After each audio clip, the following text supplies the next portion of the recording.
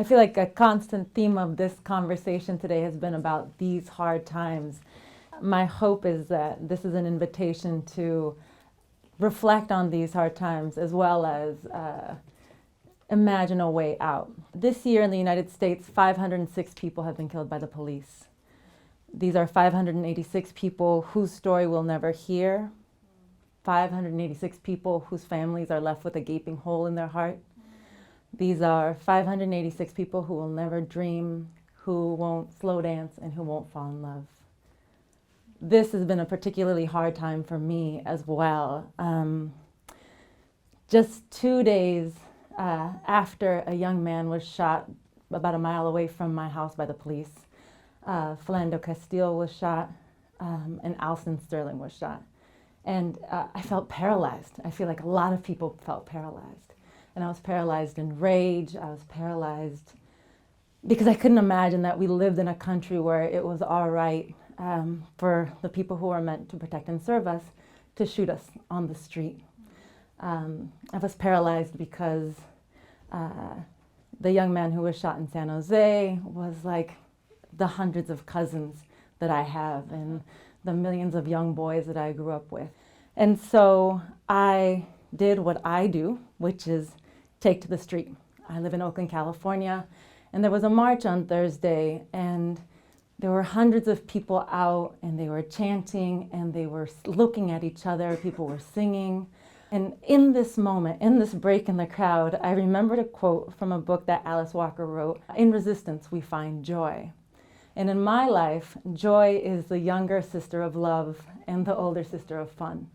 And so I wanted to invite you guys onto the journey of what helped me move out of a paralysis of rage and into joy and into the capacity to breathe again.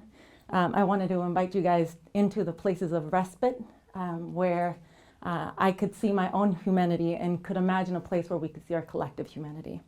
And so this is my David Letterman top 5 list of the best things in the last 2 weeks that happened on the internet. The first is a hashtag called Carefree Black Kids 2016. Hibin Nagabu, who is a co-host of an amazing podcast called Another Round, put up the hashtag, and it is just the most brilliant thing in the whole wide world. It's a lot of young kids singing, dancing, and in fun being free. And it was a reminder that we collectively in our own fun can be free as well. I particularly love the middle video. It's a Vine, very short, of these teenagers who are singing the Marvelettes' Mr. Postman to their postman as he's walking around the neighborhood delivering mail. It's absolutely the most infectious thing that you'll watch. Like, I couldn't stop. I was like, hey, wait a minute, Mr. Postman. Like, who even thinks that kids know that song? But it's just brilliant, brilliant, brilliant. And again, a reminder that in fun we find freedom. The next is a group of really amazing young Latinas called the Latina Rebels. They have an Instagram page where I imagine they have been able to find in fun in moments of crisis. And they put up really snarky pictures of people. They put up really great videos. And I, as a Latina in this moment, have been trying to figure out how best to be of service and in solidarity with my Black brothers and sisters. And through them, feel like was able both to imagine a way forward for my and our collective community, as well as just laugh at snark, which is, I think, really important at this moment. The third is something from Fusion. Yes. Yes, I am. So I'm going to ask people in the audience, how many people are suffering from RDFS, or racial discussion fatigue syndrome? Raise your hands. This video, I don't know if you guys are familiar with Fusion, but Fusion is an amazing media platform, and they create these videos. This video I found to be so absolutely cathartic, because in the last 3 weeks I've had the most idiotic conversations possible, both virtually and in reality. And I was so glad that there was a name for the things that I was feeling out in the world. She ends her video by saying, one day we're going to look back at this moment and remember that we were on the right side of history, and they are going to look back on this moment and remember that they were morons.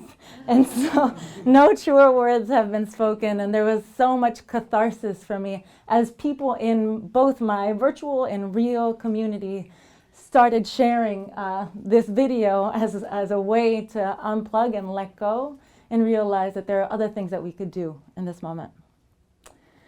Lastly, Helvetica Bold. For some of you who are untrained, it's just a typeface, a font.